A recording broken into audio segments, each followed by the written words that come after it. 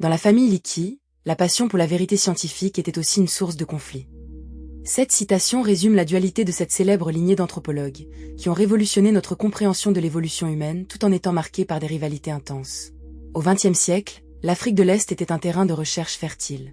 L'anthropologie, dominée par des idées fixes, ignorait souvent l'importance de l'Afrique dans l'évolution humaine. Louis Leakey, né en 1903 au Kenya, émergeait comme une figure révolutionnaire, convaincu que des découvertes en Afrique pourraient redéfinir nos origines. Louis a persuadé des institutions scientifiques de fouiller des sites archéologiques en Afrique, notamment l'Olduvai-Gorge dans les années 1950, un lieu riche en fossiles. Ces découvertes ont radicalement changé notre perception de l'évolution.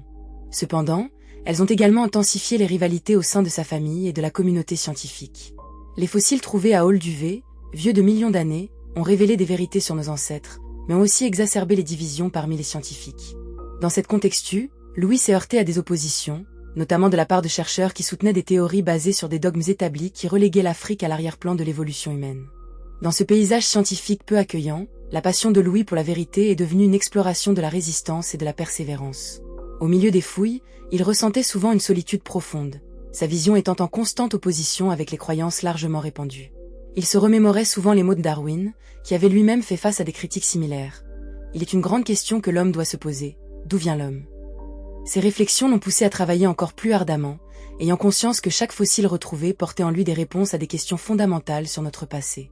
Louis espérait que ces découvertes uniraient les chercheurs, mais la réalité était plus nuancée. Les tensions familiales et les désaccords ont joué un rôle fondamental dans la perception du travail des Leakey. Alors que Louis voulait établir un dialogue scientifique, ses méthodes controversées et sa vie personnelle compliquée ont parfois entravé sa mission. Il n'était pas seulement un chercheur, mais également un homme qui devait composer avec ses échecs personnels, ses relations tumultueuses et la pression écrasante de l'opinion publique. En somme, l'histoire des Leakey est celle de découvertes scientifiques entremêlées de luttes personnelles. Louis, avec sa vision audacieuse, marqua un tournant décisif dans notre compréhension des ancêtres humains. Il a consacré sa vie à la recherche des fossiles, son obsession pour l'exploration des origines humaines le poussant à affronter des conditions souvent précaires. Les tempêtes de poussière du Serengeti, le vent brûlant du désert et l'humidité des forêts tropicales étaient autant de défis qu'il rencontrait sur le terrain, mais il ne faisait qu'affiner son désir de découvrir la vérité sur notre passé. Parmi ses contributions majeures, la découverte d'Australopithecus boisé en 1959 a bouleversé notre idée d'une seule origine humaine, ouvrant la possibilité de plusieurs espèces coexistantes. Cette découverte a mis en lumière les conflits entre les théories évolutionnistes et les croyances religieuses de l'époque. Louis, fidèle à sa quête de vérité, a dû naviguer dans une mer d'opposition. Il se souvient d'une conférence à laquelle il avait participé en 1960, où il avait été confronté à des critiques acerbes.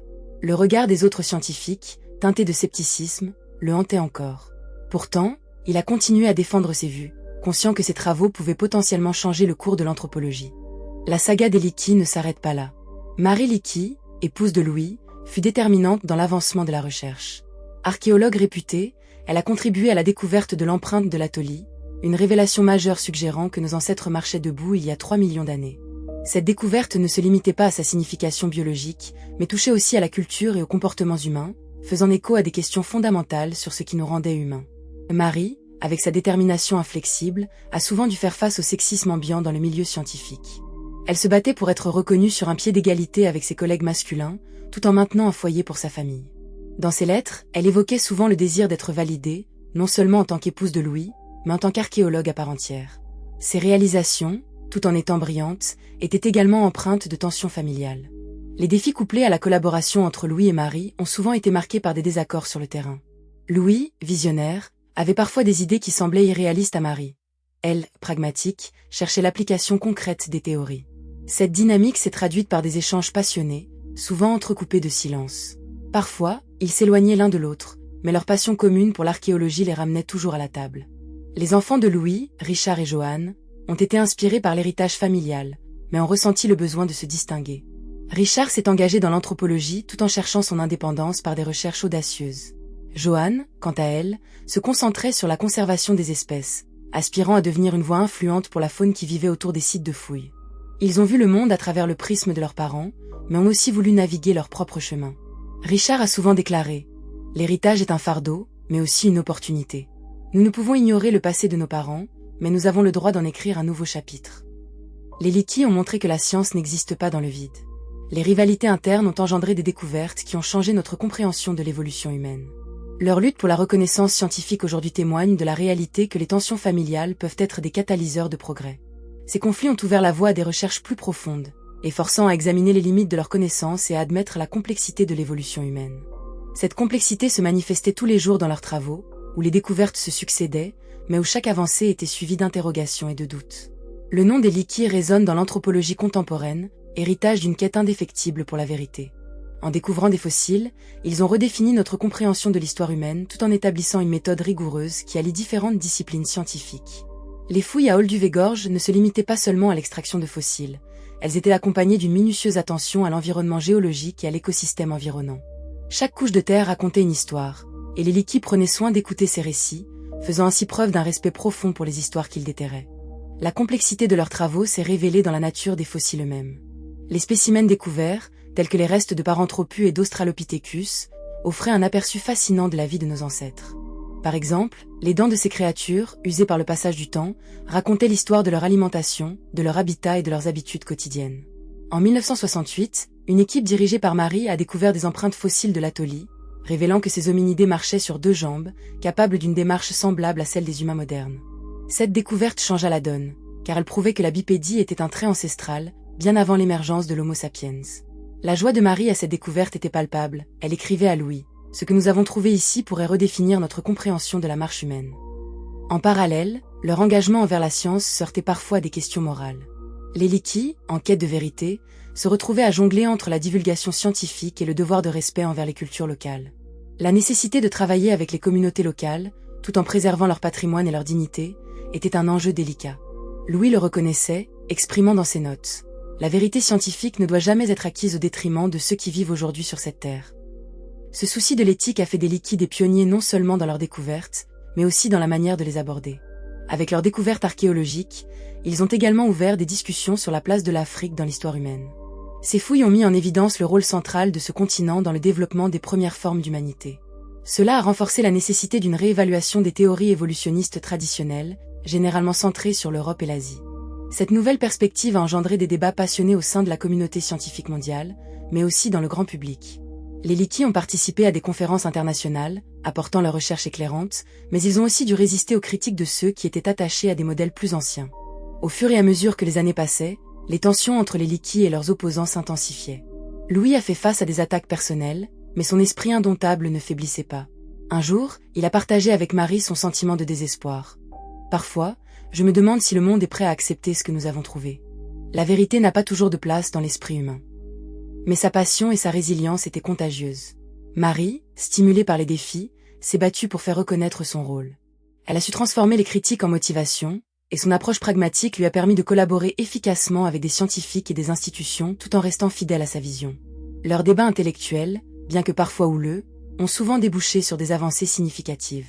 La recherche des Lickis a entraîné une compétition palpable, non seulement sur le plan scientifique, mais aussi au sein de leur propre famille. Les rivalités entre frères et sœurs ont exacerbé les tensions.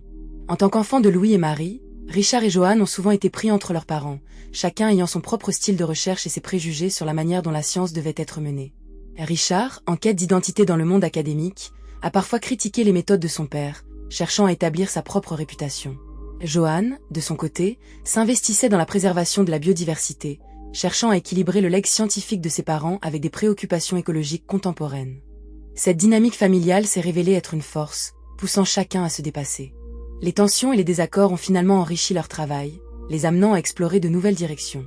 Chaque découverte était une victoire, mais chaque désaccord une opportunité de croissance. L'union des Lickis, bien que marquée par des disputes, a formé un tissu complexe de collaboration et de rivalité. Ils ont redéfini les méthodes scientifiques tout en respectant les différences d'opinion, reconnaissant que la vérité émergeait souvent de l'interaction des idées, même des plus contrastées.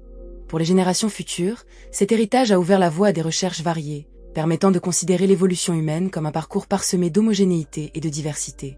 Les Lickis, en remaniant notre compréhension du passé, ont également initié un dialogue sur le rôle que chacun joue dans ce grand récit.